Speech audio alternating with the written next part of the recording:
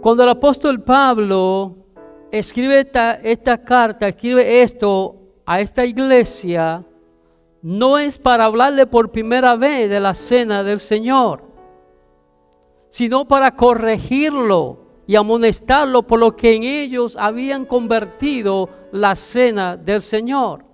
O sea, lo he establecido. Ya el apóstol Pablo le había hablado a ellos de esta revelación que tuvo de Jesús y se le entregó al pueblo. Sabemos que Pablo en el libro de los Hechos, en Gálatas, menciona que él estuvo separado por mucho tiempo, que el Señor mismo le estuvo enseñando. Ya Pablo le había enseñado a esta iglesia esta revelación, pero aquí lo repite porque le está llamando a una corrección. A una corrección. El versículo 23 lo deja saber, que dice lo que os he enseñado. En otras palabras, ya él había enseñado sobre esto. Dice el versículo 20, voy a leer nuevamente: cuando pues os reunís vosotros, esto no es comer la cena del Señor, porque al comer cada uno se adelanta a tomar su propia cena. Unos tienen hambre y otros se embriagan. Pues ¿qué? ¿No tenéis casa en que coméis y bebáis? ¿Menospreciáis la iglesia de Dios y avergonzáis a los que no tienen nada? Que os iré, os alabaré en esto, no os alabaré. Amados hermanos, es importante que entendamos que la cena del Señor, lo que nosotros llamamos comunión, santa cena, era el centro de adoración de la iglesia primitiva. Era el centro. Esta era una razón principal por la cual la iglesia se reunía para participar, para llevar a cabo este memorial, este sacramento. Era la importancia de lo mismo, que era el centro, era lo más importante de la adoración de la iglesia primitiva. Los hermanos se sentaban alrededor de unas mesas, los creyentes se reunían con el Señor, aunque el Señor estaba presente, pero acuérdense que era un recordatorio de lo que el Señor hizo la última noche que estuvo aquí en la faz de la tierra. Se sentaban, se reunían con el Señor y con su hermano, ¿en qué? En unidad. Como vemos, la noche que Cristo instituyó esto, Cristo expresó este tipo de humildad y unidad de que tenemos que tener cuando celebramos este acto. Era el centro de la adoración. Podemos ver la institución de la cena, ¿verdad? En Mateo capítulo 26, versículo 26 a 29, se repite en Marcos 14 y luego en Lucas 22. Los hermanos de esta iglesia en particular de Corintios se adelantaban a tomar su propia cena, con lo cual, haciendo esto, violaban el espíritu y el propósito de la misma. Se violaba el espíritu y el propósito de la misma. Y el actuar de esta manera, ¿qué estaban haciendo? Estaban menospreciando la iglesia de Dios, avergonzando a aquellos que no tenían nada. Escuche lo que dice el 21. Porque al comer cada uno se adelanta a tomar su propia cena. Te dice, bueno, pero ¿qué tiene que ver un pedacito de pan, un poquito de vino o de jugo? Nosotros usamos jugo. Es importante que entendamos que en la iglesia antigua, la iglesia primitiva, la cena del Señor comúnmente era precedida por una comida fraternal, lo que más tarde se conoció como la fiesta del ágape. Se hacía una comida donde todos compartían. Yo creo que ahí se inventaron los potluck. Cada uno traía su porción para compartirla junto con los hermanos. Sí. Pero a lo largo de los años, esto se convirtió y vino acompañado de muchos problemas. Muchos problemas se le añadieron a esto, porque lo que estamos leyendo aquí, habían personas que no entendían, había personas que no tenían la reverencia necesaria, había personas que le habían perdido el respeto. Por lo cual, el concilio de Cartago del 397 después de Cristo se prohibió estrictamente esta fiesta. Se prohibió no el acto de recordar a Cristo, sino lo que es los festines que habían, la comelata. Se prohibió estrictamente, y este fue el caso también de esta iglesia de Corintios, porque en su reunión no comían juntos y por ende no existía comunión y el comportamiento de ellos era deshonroso al Señor. No están mostrando honra al Señor. Y después vamos a ver en qué esto convirtieron esa fiesta. Lo dice ahí, en borracheras y en glotonerías. Era una fiesta y se perdió. Me dice, si hay alcohol, sea bebida, sea comida, a nosotros que nos gusta comer tanto, lo primero que vamos a estar más pendientes es que a la comida. ¿Qué trajo fulano? ¿Qué trajo mengano? Se ve bonito eso. Y no estamos pendientes a los que debemos estar pendientes. El versículo 23, 25, puedo ir repitiendo porque es importante que leamos. Porque yo recibí del Señor lo que también os he enseñado, que el Señor Jesús la noche que fue entregado, tomó pan y habiendo dado gracias, lo partió y dijo, tomad, comed, esto es mi cuerpo que es por vosotros es partido, haced esto en memoria de mí. Asimismo tomó también la copa después de haber cenado diciendo, esta copa es el nuevo pacto en mi sangre, haz esto todas las veces que la bebieres en memoria de mí. Vemos aquí este versículo que el apóstol Pablo está hablando de esa revelación que recibió del Señor y que la pasó al pueblo, lo que dije al principio.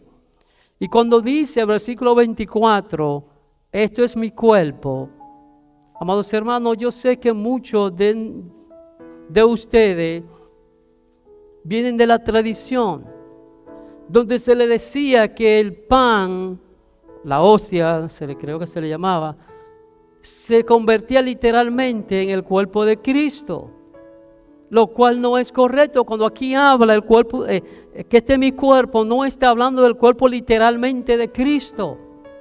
Recordemos que estos son ¿qué? Símbolos. Recordemos que eso no es literalmente el cuerpo de Cristo. Jesús estaba partiendo el pan con su discípulo. Lo que él estaba hablando estaba transmitiendo, no era su cuerpo literal, sino que estaba hablando de su encarnación. De la encarnación acuérdense que Jesús, Dios se encarnó, como dice Filipenses capítulo 2, Dios se encarnó en la persona de Cristo. Jesús está hablando de su encarnación, no de su cuerpo literalmente como tal. Bien interesante lo que dice. ¿Por qué está dando su cuerpo? Por vosotros, por nosotros. Esa palabra, esa expresión que Jesús está dando el cuerpo de él por nosotros, representa el carácter expiatorio y vicario de la muerte de Cristo. Lo que Jesús está hablando es, yo voy a llevar a cabo la expiación de su pecado a través de la muerte mía. Yo voy a dar mi cuerpo. No está hablando su cuerpo, cuando dice que estamos comiendo esto, no está hablando de su cuerpo literal. Amados hermanos, cuando hacemos esto, estamos recordando a Jesús, no como simplemente como un buen ejemplo, como un buen maestro, como un buen profeta. No, estamos recordando a Jesús como el Cordero de Dios que quita el pecado del mundo. No lo estamos recordando con mucha... ¿y quién fue Jesús? Un buen hombre que hizo muchos bienes. ¿Ha escuchado usted sobre una persona cuando usted le pregunta, ¿y Jesús quién fue? Dice, no, era un hombre bueno. Un hombre que anduvo haciendo mucho bien. No, Jesús no simplemente fue un hombre bueno, es el Cordero de Dios que quita el pecado del mundo. Me gustaría hacer un paréntesis para explicar un poco este término de expiación. Sé que el miércoles pasado se tocó un poquito, pero para el beneficio de los que no estaban en la clase, quiero explicar esto. En el Antiguo Testamento, la expiación se refería al proceso mediante el cual se purificaba a una persona, un objeto de su pecado o impureza.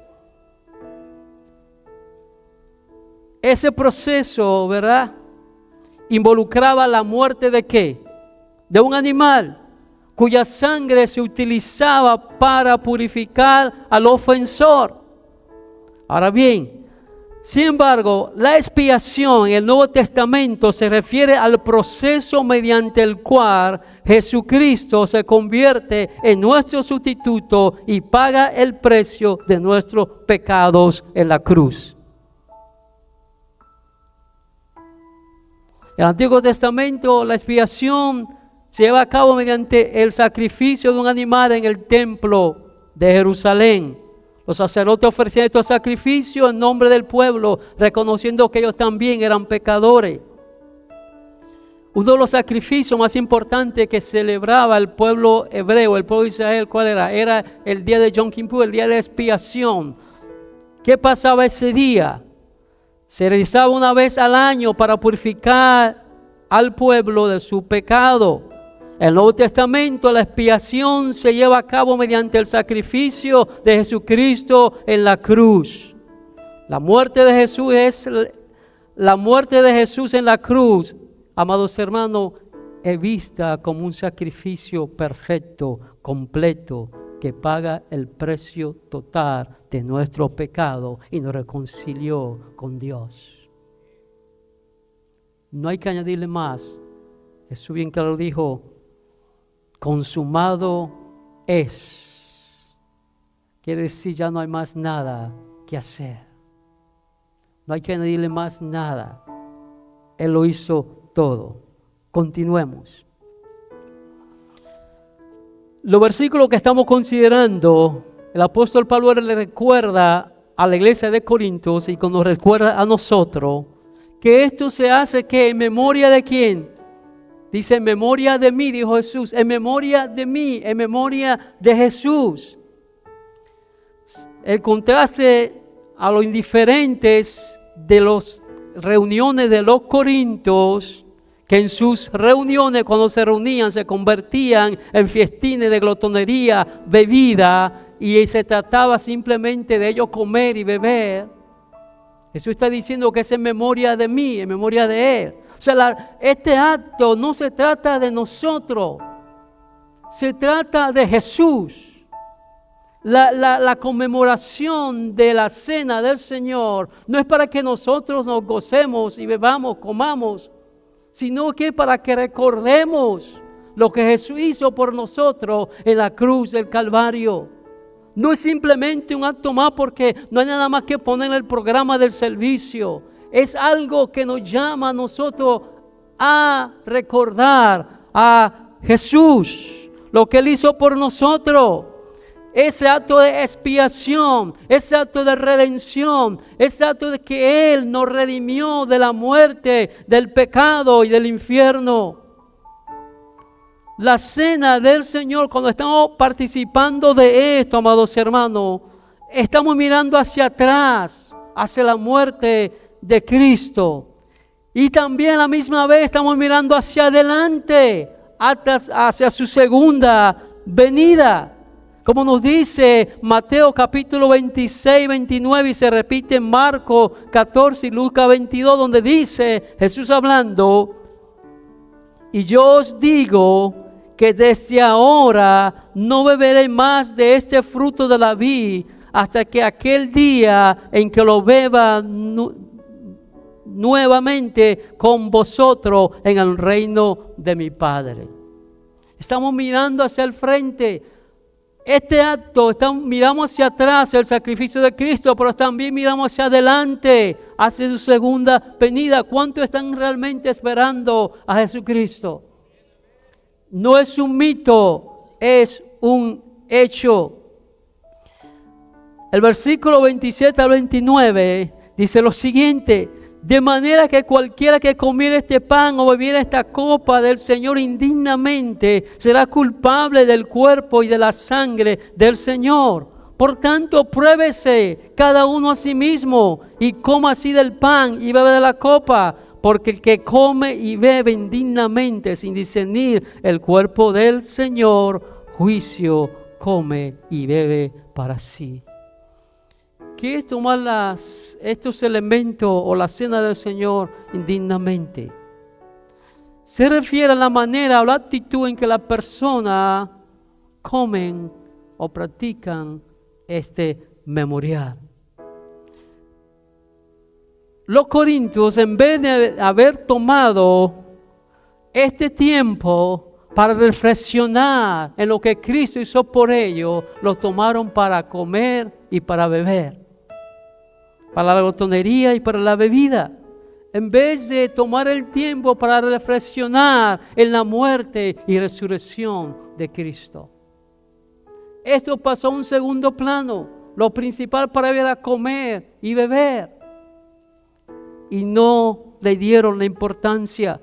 Y con nosotros, amados hermanos, tomamos estos elementos simplemente porque un acto más en el servicio o no tenemos en cuenta lo que verdaderamente esto significa. Estamos tomando la cena indignamente. O si estamos con una comunión rota con el Señor por causa de cosas que hemos cometido. Tenemos que tener en cuenta eso. Y es interesante lo que dice el versículo 30. Por lo cual hay muchos enfermos y debilitados entre vosotros, y muchos duermen. Eso suena fuerte. Cuando usted lee eso, no le como que lo estremece. Dice, por lo cual hay muchos enfermos y debilitados entre vosotros, y muchos duermen. El apóstol Pablo está diciendo, muchos de ustedes han muerto prematuramente porque han tomado estos elementos indignamente. También se refiere que cuando se toma esto indignamente, amados hermanos, está hablando y muchos sufren, muchos están enfermos. Se refiere aquí al castigo sufrido por algunos cristianos por no haberse probado a sí mismo antes de tomar estos elementos. Esto es lo mismo que la ofrenda, hermano. ¿Cuántas personas vienen al altar, depositan la ofrenda como un acto más, como bueno, llegó el momento de abrir la cartera, abrir el bolsillo y abrir la chequera para dar algo al Señor?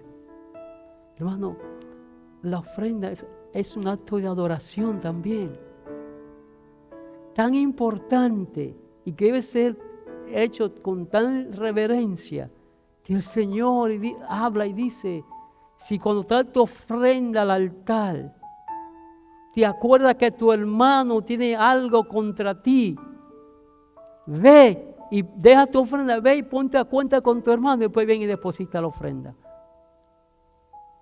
Es un acto de adoración, hermano.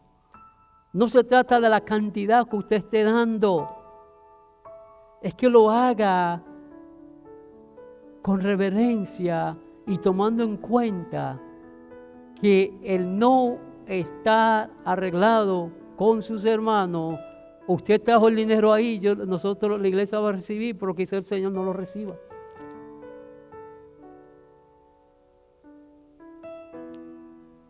A veces hacemos las cosas como rutina, por hacerla, y no nos detenemos a pensar qué significa cada cosa de lo que nosotros hacemos en nuestra liturgia y qué consecuencia puede tener. Los versículos 31 y 32 nos llaman a examinarnos, hermano, para que no suframos disciplina del Señor. El Señor no nos va a juzgar como juzgará a los impíos, pero si el Señor tiene que disciplinarnos por nosotros estar en desobediencia y no tener la reverencia a las cosas de Él, nos va a disciplinar. Y no nos disciplina porque Él no nos ama, al contrario es porque nos ama y no quiere que nosotros suframos como sufren los impíos. Entonces, amados hermanos, ¿Qué es la cena del Señor? ¿Qué es la cena del Señor? ¿Qué debe ser la cena del Señor para nosotros? ¿Qué debe ser este acto que en un momento nosotros vamos a celebrar? ¿Qué debe ser esto? Número 1, debe ser un momento de recordar, memorial, de hacer memoria, de recordar. ¿Qué? ¿Qué vamos a recordar? Los padecimientos de Cristo, los padecimientos de Él. ¿Qué vamos a recordar? Que Él entregó su cuerpo por nosotros en sacrificio vivo y agradable a Dios. ¿Qué vamos a recordar? Que Cristo derramó su sangre como requisito para el perdón de nuestro pecado. ¿Qué vamos a recordar, amados hermanos? Que Cristo voluntariamente dio su vida por nosotros. ¿Cuánto alguna vez han visto esas películas de la pasión de Cristo? No la de Mel Gibson, digo las anteriores que se hicieron. Mostraban a un personaje con un rostro bien maquillado, no se veía tan mal. Hermano, eso no fue. Mire, cuando usted quiera saber cuál fue la condición de Jesús en la cruz, léase Isaías 53. Si lo quiere ver en algo visual, vea la película de Mel Gibson, La Pasión, que es la que más se asemeja, se acerca. Los hermanos, allí muestran un Jesús en la película anterior con un lienzo alrededor de su... No, Jesús no tenía nada. Jesús fue avergonzado, fue destruido. Las infecciones que Jesús debe haber tenido, mírense, en la noche anterior, el anterior, siendo golpeado, siendo azotado, y amanecer ahí, luego ir a la cruz, cargando su propio madero. Eso es lo que vamos a recordar, hermano. Vamos a recordar eso. Así como la Pascua es un recordatorio para los judíos que la sangre puesta en los linteles de la puerta trajo, ¿verdad?, la protección sobre los juicios de Dios. Así también nosotros hoy recordemos que obtuvimos libertad espiritual por la gracia a la sangre de Cristo. Recibimos libertad espiritual gracias a la sangre de Cristo, que Él derramó su sangre, nos libertó de la muerte, nos libertó del pecado por el derramamiento de su sangre. Segundo, ¿qué es la Santa Cena? Es un tiempo de anuncios especiales.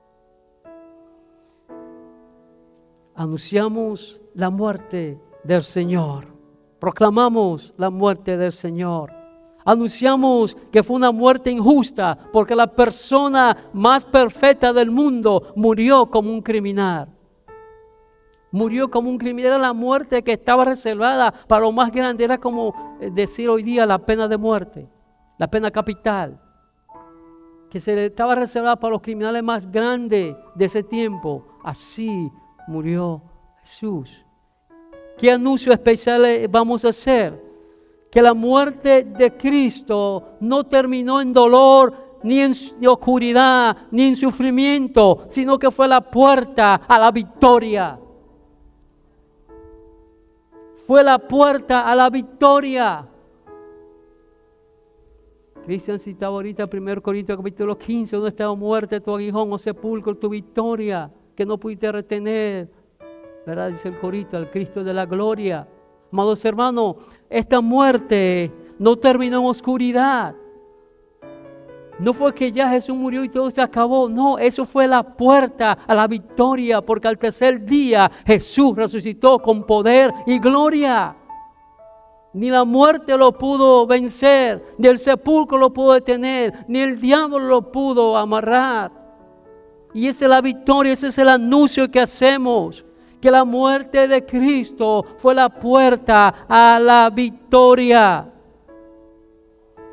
¿Qué anunciamos? Anunciamos que gracias a la muerte y la resurrección de Jesucristo hay esperanza para nuestras almas en la presencia de Dios. No vamos a morir como los que no tienen esperanza. Nosotros entendemos que un día Jesús vendrá y los muertos en Cristo resucitarán primero. Nuestras almas estarán guardadas para ese día. Lo veo muy serio, hermano. Esto no debe llenar de gozo. El saber que nuestras almas estarán en la presencia de Dios, que estamos guardados para Dios. Y este anuncio se basa en dos pilares. Número uno, el ser humano no puede ni tiene poder para salvarse a sí mismo. El hombre no tiene poder para salvarse a sí mismo. Por más obras que añada, nunca será suficiente.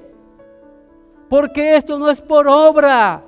Como dice Efesios capítulo 2 versículo 8, dice: porque por gracia sois salvo por medio de la fe, y esto no es de vosotros, pues don de Dios, no por obra, para que nadie se gloríe.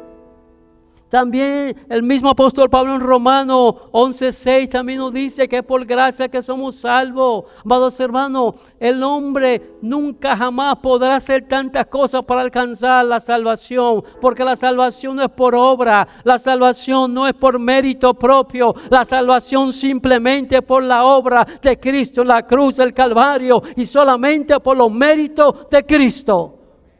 Nada más. ¿Cuál es el segundo pilar?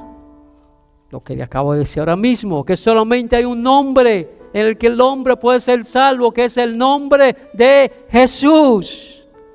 Jesús es el camino, es la verdad y es la vida, y nadie va al Padre si no es por Él.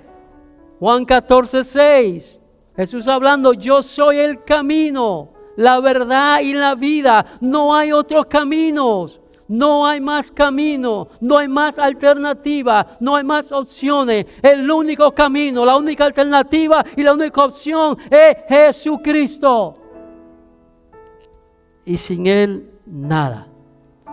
Tercero, es un tiempo de reflexión, como nos dice el versículo 27 y 28. A los corintios se le llamó a reflexionar, a autoanalizarse. Recordemos que la iglesia de Corinto tenía una buena fama, entre comillas. Era conocida como la iglesia más carnal. Era una iglesia que decían los hermanos carnales. Por eso dice: este es un Corintios. A los hermanos que son carnales. No tienen buena reputación. Pero ellos fueron exhortados a tener una buena actitud, a tener la actitud correcta ante este memorial. Ellos fueron exhortados a autoanalizarse. Ellos fueron exhortados a ponerse a cuenta con Dios. Autoanalizarse, evaluarse a sí mismo, mirar qué hay en nuestro corazón y que necesita ser traído al Señor y pedir perdón por ello.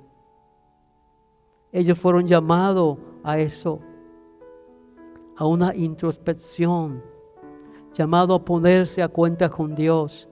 Y así como ellos fueron llamados a evaluarse, a examinarse y a ponerse a cuenta con Dios y tener la actitud correcta ante este memorial, hoy también nosotros estamos siendo llamados a lo mismo. Hoy también estamos llamados a hacer lo mismo. Isaías 1:18 dice: venid luego, dice Jehová, y estemos a cuenta. Si vuestros pecados fueran como la grana, como la nieve, serán emblanquecidos. Si fueran rojos como el carmesí, vendrán a ser como blanca lana. Hay perdón en Jesús. Cuando venimos a Jesús con corazón de contrito y humillado, Él nos perdona Abogado tenemos para con el Padre, a Jesucristo, su Hijo, y la sangre de Cristo nos lava y nos limpia de todo pecado y de toda maldad. Hijitos míos, esto lo escribo por si alguno pecare, porque vamos a pecar. Cuarto, y creo que una de las cosas que más me emociona, es un tiempo de regocijo. Es un tiempo de regocijo, de regocijarnos porque el Señor viene, de regocijarnos porque nosotros estamos perdidos en nuestro pecado, pero nosotros pasamos ya por ese proceso de Dios para redimir al pecador a través de Jesucristo. De regocijo porque su plan sigue en marcha. Dios no tiene un plan B, ni un plan C, ni un plan Z, ni un plan X. El plan de Dios es uno y nunca cambia. El plan de Dios sigue en marcha. De regocijo porque en la venida de Cristo su iglesia entrará en una etapa de glorificación, donde el pecado ya no tendrá ninguna influencia en nosotros. Hoy el pecado sigue teniendo influencia en nosotros, porque aunque Cristo nos redimió con su sangre, todavía en nosotros está la naturaleza pecaminosa y vamos a pecar si nos descuidamos. Tiene influencia aún todavía el pecado sobre nosotros, pero cuando Cristo venga y seamos glorificados, seamos transformados, ya el pecado no tendrá ninguna influencia sobre nosotros. Y el saber eso debe llenarnos de regocijo. Es un tiempo de gozo, el recordar que un día nuestros cuerpos serán diferentes, ya no habrá más llanto, ya no habrá más enfermedad, no habrá más tristeza, ni más dolor, porque el Señor con su presencia lo llenará todo. Yo no sé a ti, hermano, pero esto a mí me llena de gozo, me llena de esperanza, me llena de paz, me llena de confianza para seguir adelante, sabiendo que Cristo está con nosotros y que independientemente de las enfermedades, las vicisitudes, las tribulaciones, la prueba, las tristezas, el dolor, un día todo esto pasará, porque el que ha de venir vendrá, y entonces toda rodilla lo confesará que Cristo es Señor, para gloria de Dios Padre. Esto debe darnos de gozo a nosotros, que no importando la enfermedad que tengamos en nuestro cuerpo, no importando las adversidades que estamos confrontando en esta hora, independientemente de las oposiciones que podamos tener, del sufrimiento que estemos pasando, tenemos una esperanza. Tenemos una esperanza viva, una esperanza incorruptible, una esperanza inmortal, porque aunque este cuerpo, este tabernáculo se va desgastando, nuestro hombre interior se va fortaleciendo hasta alcanzar la estatura del varón perfecto Jesucristo. Porque aunque este tabernáculo se derrumbe, amados hermanos, tendremos uno no hecho por mano de hombre, sino por Dios mismo. La paz de Dios debe llenarnos al escuchar esto. Debe llenarnos y debe animarnos a seguir confiando. Porque cada vez que nosotros conmemoramos, recordamos la muerte del Señor, es para que nos llenemos de paz, nos llenemos de confianza, de fe, de gozo y regocijo, sabiendo que no todo está perdido. Dios es bueno. Le animo a ustedes en esta tarde a que meditemos en esto que hemos estado hablando. Te invito, amigo, si no lo ha hecho, a que hoy haga Cristo el Señor de tu vida. Y todos ustedes que ya tienen al Señor como Señor de su vida, que han dado testimonio público de Jesús a través del bautismo y han sido bautizados por inmersión, En nombre del Padre, del Hijo y del Espíritu Santo, hoy ustedes también están invitados a participar de este memorial. Y para que juntos anunciemos, proclamemos y prediquemos que Jesús murió, pero también resucitó y que viene nuevamente por su iglesia.